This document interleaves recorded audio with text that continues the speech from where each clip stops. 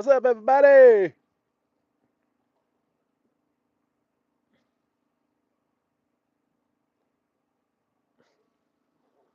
Uh, Thought I'd talk to y'all for a quick minute while I can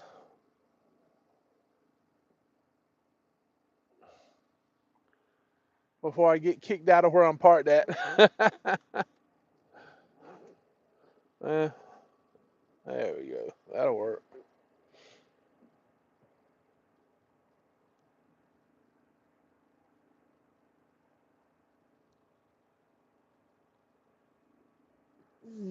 What's everybody up to today?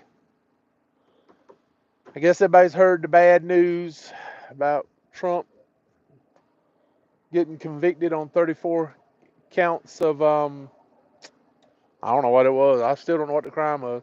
Apparently he changed the description of payments that were made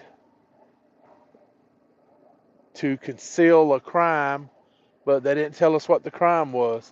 They said it was election fraud or election interference or something like that. The only thing is, that's a federal offense, and this is a state prosecutor. He can't prosecute a federal. Oh, this is some crazy crap. Mm. Yeah, I hadn't talked to y'all in a while. I made that video. When did I make that video? Wednesday? Yeah, Wednesday. On my way up to pick up a load. We delivered Thursday night in Scotland Neck, North Carolina. And we're over here in Charlotte, North Carolina right now. Going to pick up a load here this morning and head down to Jacksonville and deliver down there. And then we're going to the house and get ready for uh, Teresa's grandmother's funeral, which is next week. And so I need to be home for that. And I want to be home for that. I want to be there for my wife. I wish I was there right now. I feel bad. Um, but we thought, because she passed away Saturday morning, we thought the funeral would have been Thursday. Today, no, today's Friday. We thought it would have been either yesterday or today. We didn't realize it was going to be next week. And it's down in Zephyr Hills, Florida, Dade City, down in that area. So we got to drive all the way down there. And so Teresa didn't have um, any involvement in the planning of the funeral and everything. Her grandmother was 96 years old. And so uh, first time I ever met her, I thought she was the bomb. She was the bee's knees. And we talk and we talk. And um, she lived in a retirement community down in Dade City. And we go down there and spend the day with her. And she had a little dog named Peanut. And yeah, Peanut, I always want to get up on you. And she shed, Lord have mercy, that dog was shed. And so you'd always leave with a clothes covered in hair. But yeah, I just want to talk to y'all. It's Friday. It's Friday. Woo! And let y'all know what's going on. And I got all these videos. I just got to get them, the final editing on them, the opening, the closing, and get them uploaded. We blew out a turbo up around Nashville. Um, the framing on the truck was cracked or broke. It had to be rewelded. Um, had to replace the airline on an airbag. There's been a lot of stuff going on. My uncle passed away, a couple of weeks before Teresa's grandmother did, and so it's been a really rough month, man. I'm glad May is over with. I'll be honest with you. I'm glad May is behind us, and we can move forward into June. Whew. June's always a pretty good month. My wonderful mother, her birthday is in June, and my wife, her birthday is in June. I got a cousin, his birthday is in June. I'm trying to think who else I know's birthday is in June. So June is a birthday month. We'll have. I'm sitting here at the shipper, and I'm watching this guy on the forklift. He's trying to move this long pallet that's stretched out, and he's not able to balance it on the forks because they're too close together. Huh. He got about the sense of a Yankee. But there you go. Move them forks out some. Uh, hey, there's my buddy. What's going on, G-Way? Gangsta, gangsta. There was a spotting of the Hulk on I-75 about 2 weeks ago. A friend of mine who has a classic similar to mine, he we were talking on the phone. He goes, "Hey man, I saw your friend's truck going down I-75 towards Atlanta." And I said, "Really?" He goes, "Yeah, it had a big old picture of a Hulk on the side of it." I said, "Yep, that was probably him." Oh man, I uh, I don't know why I didn't get a notification about your live feed. I didn't even see it until it was. I guess you'd already published it a day or two ago. But thank you and everything. I'll pass that along to Teresa and all. And uh, it was her father's mother, and so um,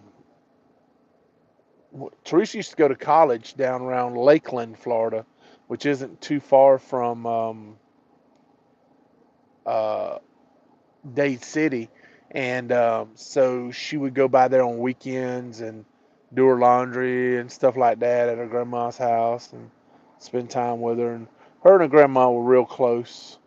Her grandma's like 5 foot tall, and Teresa's like 6 foot tall. So whenever you see the two of them standing side by side, it's like the full version and then the mini me.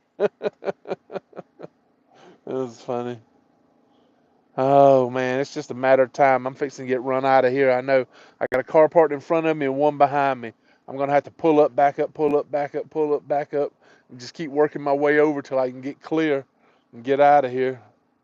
I think there's a Publix and a Harris Teeter and a Target and some other stuff down the road. I'll probably have to just go down there and park because they're not gonna load me until 10 a.m. So I got some downtime. So that's probably what I'll have to go ahead and do. Because it's just a matter of time before they come out here and start hollering at me, "You can't park here! You're clogging up our parking lot!" So, yeah. There's so many trucks, man, and not enough truck stops. And then when they build a truck stop or one's been around for a little while or whatever, like a Love's or a Pilot Flying J's, some of those, they have small parking lots. I mean, TA Petros, they normally have a decent sized parking lot, but um, this is just crazy. There's just not a lot of parking in the big cities like Atlanta, Charlotte, Chicago. Um, I mean, insert big city name. I mean, all the truck stops are out away from the big cities. So it makes it hard. Birmingham, I think they got the Flying J and a Pilot, but they don't have a whole lot of parking. Um, so you have to find industrial complexes like this, and sometimes you'll find one that's not occupied, and you can park there as long as you want. So that's what I usually try to do. I try to find like in an industrial complex where there's not a business that's operating there at the time, and just pull in there and park. So who else we got in here? Driving with John. What's up, John? All right, yeah. Listen, listen, listen. Stay safe. Yeah, Miss Mary. That was her name, Miss Mary. She just like I said, she was something else. Um, but yeah, 96 years old, man. I couldn't imagine living 96 years. Right now, I'm just gonna be happy if I make it to 60. It ain't looking good. uh, right now, I don't know that I would bet on it. Um, I heard somebody the other day on one of the TV shows. He was an older fella, and he's like, "I'm so old, I don't even buy green bananas." It took me a minute, but I figured that one out. So that's me right now. I'm not even buying green bananas. Uh, Man, I don't think a lot of people understand unless you're out here how much of a toll trucking takes on your life, man, and your health. I mean, I see these guys out here, man, that they start out and they're healthy and they I'm going to stay healthy and they're going to walk and jog, and there's a handful that can stick to it and do it, and then there's a handful that, or majority I guess I would say, that start out trying to do it and then they get tired because they ain't getting enough sleep because they got to drive all night or this or that, and it's hard to stay on a schedule because you may have to, unless you have something that's dedicated, because you don't know if you're going to be picking up at night, early in the morning, delivering, late at night. Or I mean, it's just there's no way of knowing what your schedule is going to be because you don't have your loads booked yet. So, you know, it's just it's hard. It's hard. You know, um, trying to think, what was it? Yeah, 12, 14 years ago. I think it was. See, when did I go back out over the road? I took some time off. I think I went back out over the road in 2010. And so I've been back over the road since I had my gastric surgery for about 14 years now. And it's just taken a toll on me. And, I'm not getting any younger. So um, it's rough. It is. It's a rough life. Um, but if they want to help us, man, they want to help truck. How many of you guys, if you're watching, leave it in the comments. If you're going back watching the replay, leave a comment. Let me know how many of you guys that are truckers worked through COVID. You didn't take a month off, 2 weeks off, whatever. You drove. I drove from January until the end of the year, man. I didn't take a whole lot of time off, a weekend here, weekend there. But I drove through COVID, man. I was steady running, hauling medical supplies, hauling this, hauling that. I didn't take a lot of time off.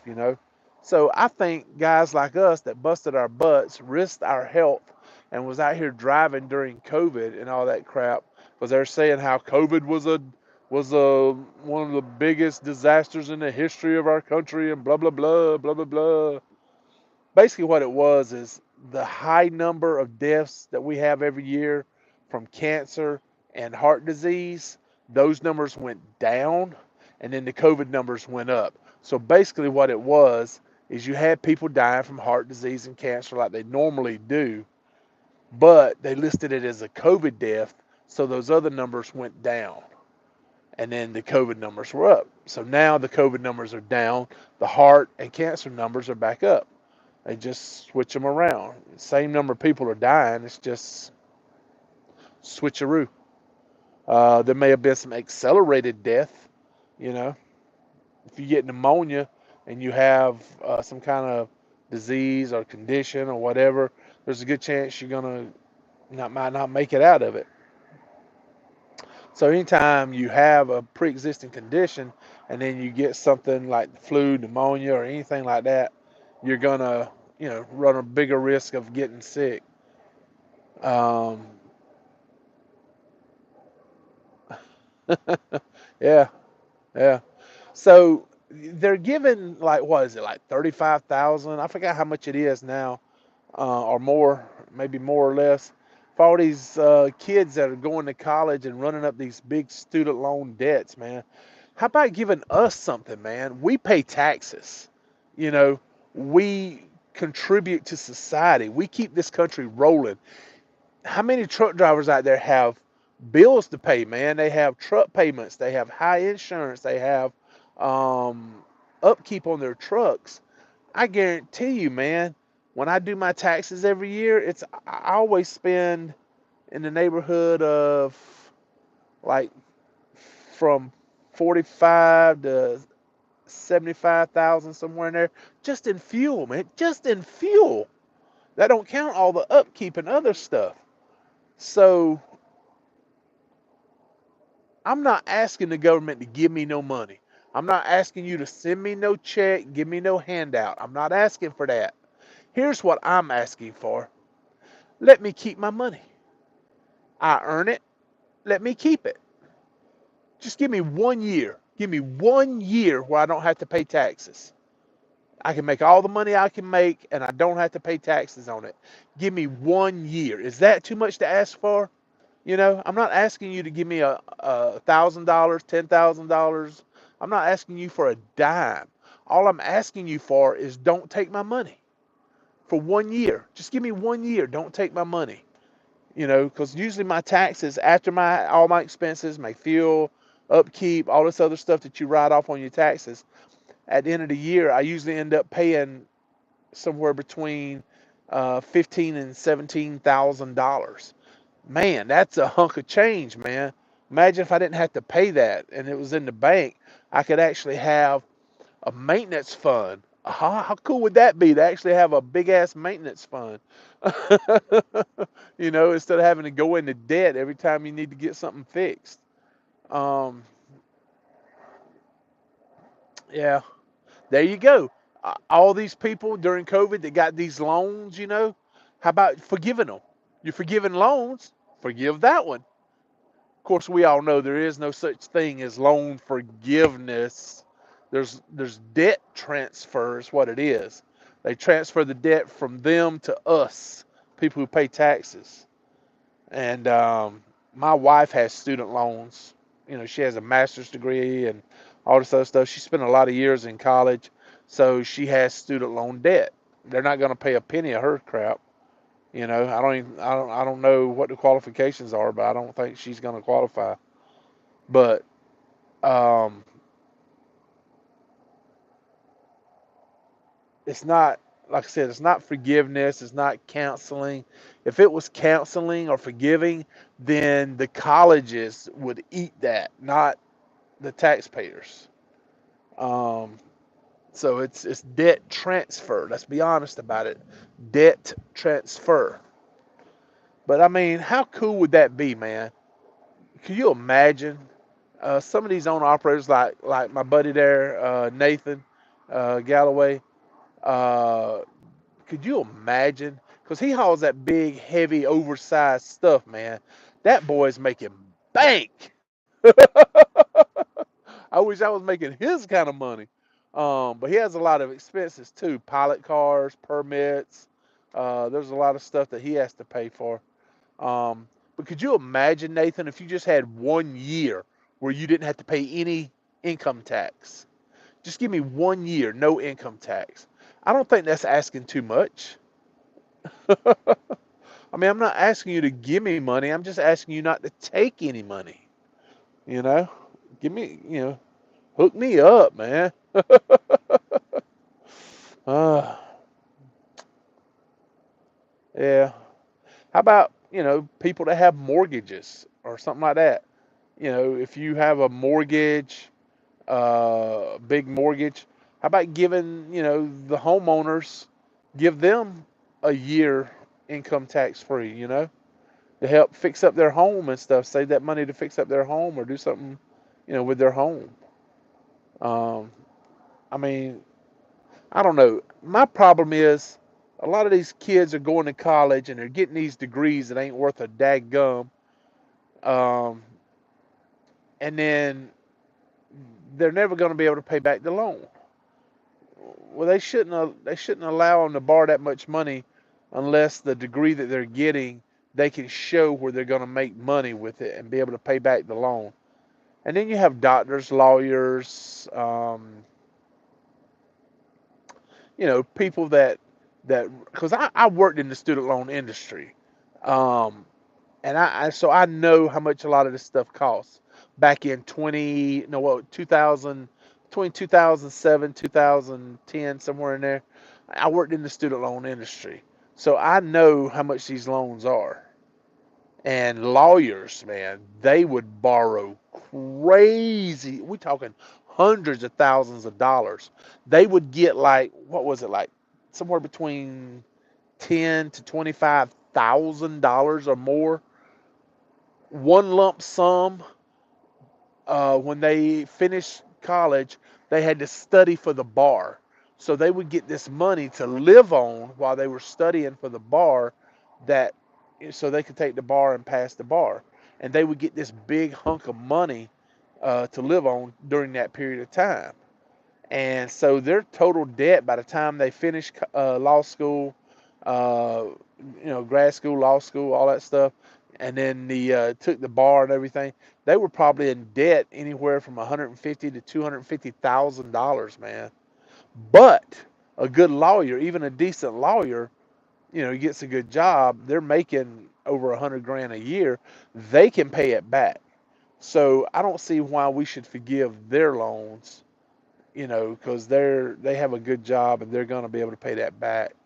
Um, but I wish we would push more for kids to go to technical school, for more kids to go to in the military and stuff like that, and learn skills and everything, instead of pushing all these people to go to college, because it just seems like it's so many people going to college, and nowadays, it just the job market for college graduates is just so competitive. It's terrible. Um, I'm just fortunate. My wife, she has a really good job where she actually uses her college degree, and so it's good, but it takes forever to pay that money back. I watched the episode of Beverly Hillbillies the other day, and the guy that worked down in the bookkeeping guy, Mr. Leroy Lester. He had this old antique 1919 uh, Lincoln or Model T or whatever it was, and Mr. Drysdale thought that he was restoring old classic old vehicles and stuff, and he must be stealing money from the bank to do all this. And they're like, no, no, no, no. Look, he borrowed $500 from the bank to buy the car brand new in 1919, and he still got 3 years left on the payments. He's been paying on it for 47 years. Still didn't have it paid off. He still got 3 more years of payments. I feel like that's the way we are, man. When it comes to credit card debt, paying off student loans, paying off your big truck and everything, it's like you ain't gonna never get that sum gun paid off, especially with your mortgage, man. 30-year mortgage, woo, that's crazy talk. But it seems like you're paying on stuff forever. You don't never see a decrease. It just kind of stays level. And then you have something happen and boop, it jumps up. But yeah, yeah. If they would, just take a little less money, man, that would be awesome.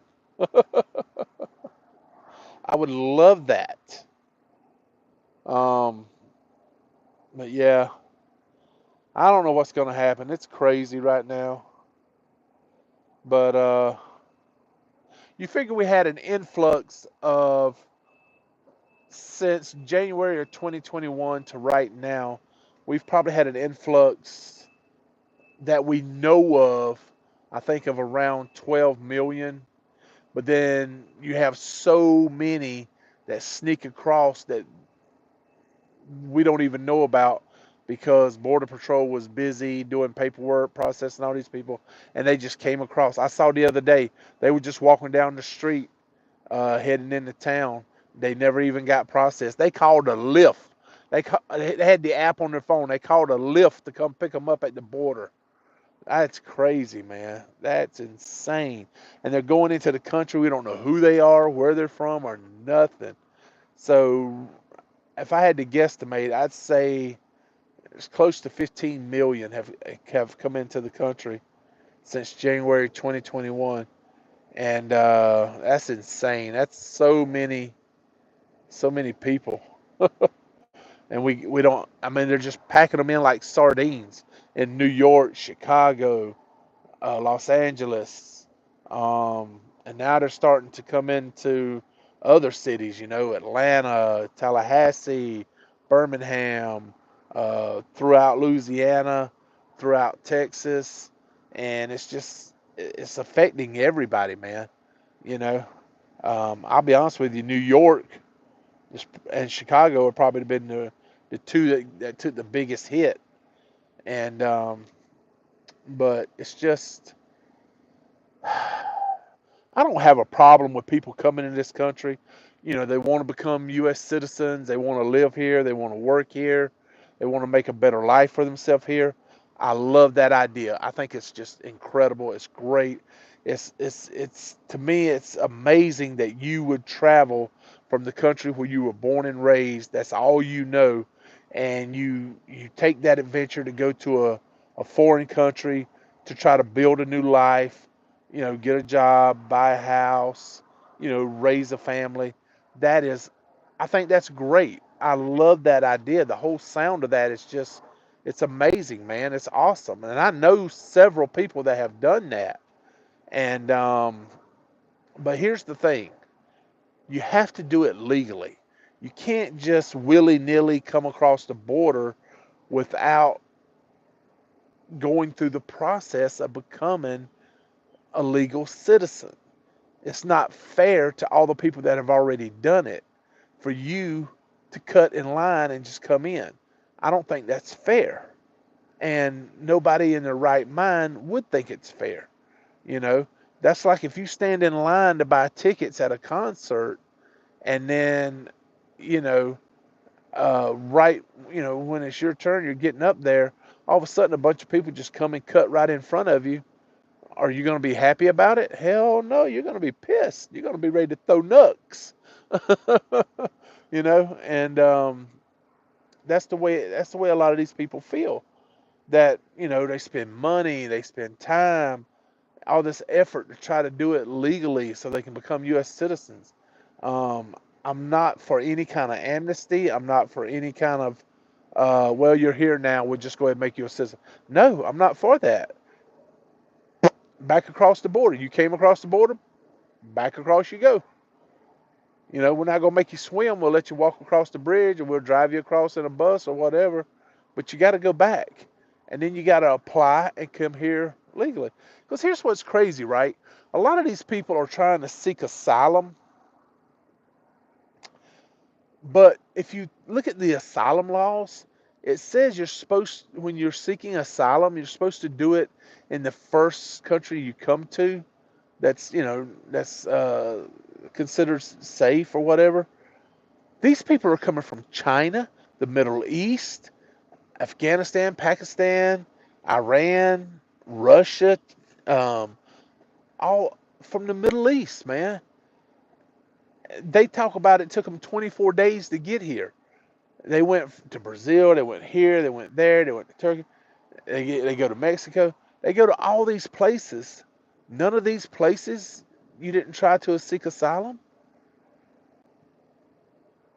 That's why I don't think they should be let in. You can't let them in for asylum crap. Um, I just think we gotta follow the law, man. It's just it's nice for people to be able to come here, but they just need to do it legally. I mean, I don't go to foreign countries at all. I won't go to Mexico. I won't go to Canada. Well, I may have to go to Canada if I get on a tour or something. But right there and right back out. I don't, I don't. I'm not going there to stay. But I won't even go on vacation in a foreign country. And I'm nervous about even getting on a cruise ship and going somewhere. If I went on a cruise ship, I don't know if I'd ever get off of it in a foreign country. I'd probably stay on the ship. Because you don't know what's going to happen. You don't have any guarantees. You get in one of these foreign countries, they're liable to kidnap you, kill you, whatever. And our government has no jurisdiction in these foreign countries, so you're screwed. Well, I guess I better hit the road. It's almost 8 o'clock, and I know Snorlord and some other guys that do live feeds in the morning time, and I don't want to cut in on their thing. Not that none of my people or their people will be watching me. But anyway, I just want to talk to you guys. I hadn't done it in a while. I want to do a live feed, let y'all know everything's going okay. Um, and like I said, I got several videos. I just got to get them put together and get all that out because I got some big shout outs I want to give. To the people that fixed my turbo, did all that work on my motor and stuff. The guy that did my welding. There's just so many people that I want you guys to meet and talk to because I did some videoing with some of them, and I want you to meet these guys and so who you can trust if you have any mechanical stuff like that. And my buddy Matt, No Matter Trucker, he talked about work he had done on his rear end, the what do they call it, the spider and the S cam and all that stuff. He had to get worked on. He had a pinion seal that was leaking, stuff like that. And he went to a shop and I think they kind of cheated him a little bit. And so anytime I find a good shop or a good deal when it comes to trucking, I like to try to let you guys know about it because um, a lot of times you don't know who you can trust out here. So I always try to do that. But anyway, I'm gonna let you guys go, and like I said, just be looking for the videos. They'll be out sooner or later. And I was looking to see. Okay, yeah. Um, but yeah, they'll be out sooner or later. And I don't know when. I'll probably have some time this weekend because this load that I got that's delivering to Jacksonville um, doesn't deliver till Monday morning. And if I leave Charlotte and go to Tallahassee and then have to come all the way back to Jacksonville and then turn around and go back to Tallahassee after I deliver, I'm not making any profit. I'm basically just driving for fuel. So I'm just going to leave here, drive straight on down to Jacksonville and find somewhere down there to park, maybe at the receiver. Excuse me. Maybe they'll let me drop the trailer and I can bobtail somewhere and park. And might try to catch up with old Pale Rider. I ain't talked to him in forever. So maybe I can finagle him into coming out and having lunch with me or something. And see how he's doing. Um, I have to give him a call or text him and see if he's gonna be home. He done moved down from Arkansas to Florida. Woo! But yeah, we're gonna be doing some more things, and we'll see how it's going. uh, but I'm glad y'all made it in. John, Jeremy, Jim, Nathan, Chasing America. A bunch of you guys were in here this morning, so I appreciate y'all coming in. Plus with the premiere, and so.